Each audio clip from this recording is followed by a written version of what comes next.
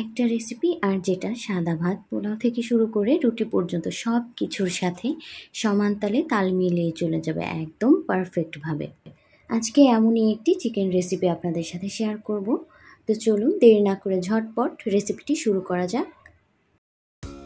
একটা mixing bowl নিয়ে নিচ্ছি, এর মধ্যে আদা বাটা, রসুন বাটা, জিরা বাটা, স্বাদমতো লবণ, গুঁড়া মরিচ, তারপর দিচ্ছি হলুদ, এখন দিব টক দই, দিব আচার। এখানে আমি জলপাইয়ের টক আচারটা নিছি, যে কোনো টক আচার এখানে দেয়া যাবে। তারপর সব কিছু আমি ভালো মতো মিক্স করে নিচ্ছি। সব মশলা একসাথে মিক্স করা হয়ে গেলে এখানে দিয়ে দিব ধুয়ে কেটে রাখা মুরগির মাংসগুলো। এই মাংসের পিসগুলো আমি ছোট ছোট করে করছি যাতে একদম মশলাগুলো ভিতর পর্যন্ত পৌঁছায় আর ভালো লাগে খেতে। মশলা মাখানো হয়ে গেলে আধা ঘন্টার জন্য এটা রেস্টে রাখবো। আধা ঘন্টা পর একটা ফ্রাই প্যানে পরিমাণ মতো তেল দিয়ে নিচ্ছি। আগে মাংসগুলো ভেজে নেব, এই জন্য ফ্রাই প্যানের তেল ভালো মতো গরম হয়ে গেলে মাংসের পিসগুলো দিয়ে ভেজে নেব মিডিয়াম আঁচে।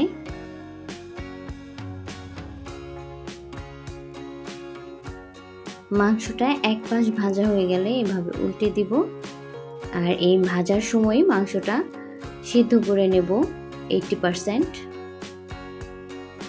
এই মাংসটা ভাজার সময় এত সুন্দর একটা ঘ্রাণ বের হয়, মন চায় ভাজতে ভাজতেই অর্ধেক খেয়ে ফেলি।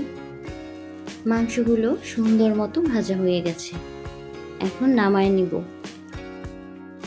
মাংসগুলো উঠায় নিছি, এখন তেল দিয়ে দিতেছি আবার। এই পর্যায়ে তেলটা একটু বাড়ায় দিব।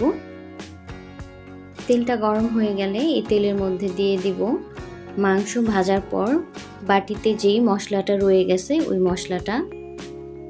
এখানেই সব কিছু আছে, আদা রসুন বাটা, জিরা বাটা, তাই বাড়তি কোনো মশলা এখানে আর দিব না। শুধু সামান্য একটু গুঁড়া মরিচ দিব, যেহেতু একটু ঝাল করব মাংসটা তাই।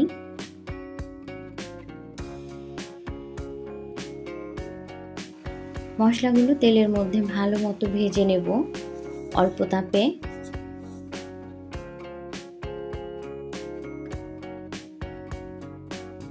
মশলাটা তেলে কিছুক্ষণ ভেজে দিয়ে দেব পেঁয়াজ কুচি, তারপর ভালো মতো মিশিয়ে নিব মশলার সাথে। পেঁয়াজটা কিছুক্ষণ ভেজে দিয়ে দেব কয়েকটা কাঁচামরিচ আর ভেজে রাখা মাংস। তারপর সবকিছু ভালো মতো নেড়ে মিশিয়ে নিব। এই পর্যায়ে আবার একটু আচার দিয়ে দিব, এখানে জলপাইয়ের টক আচারটাই দিছি। এখন আবারও ভালো মতো নেড়ে মিশিয়ে নিব। মাংসের কালারটা একটু সুন্দর করার জন্য আমি এখানে অরেঞ্জ ফুড কালার একটু পানিতে মিশিয়ে দিয়ে দিছি, এটা আপনারা চাইলে স্কিপ করতে পারেন। ভালো মতো মিশায়া অল্প তাপে রান্না করে নেব, আর সামান্য একটু লবণ মনে হচ্ছিল লাগবে তাই দিয়ে নিলাম।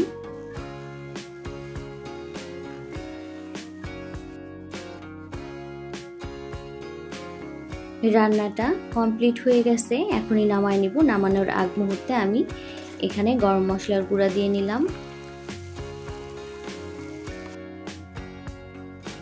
ভালো মতো নেড়ে চেড়ে মশলাটা মিশিয়ে এখনই নামায় নেব আর সার্ভ করব। এভাবে রান্না করে আপনারা যে কোনো কিছুর সাথে এটা সার্ভ করতে পারবেন, আর সবাই খেয়ে অবশ্যই আপনার প্রশংসা করবে ইনশাআল্লাহ।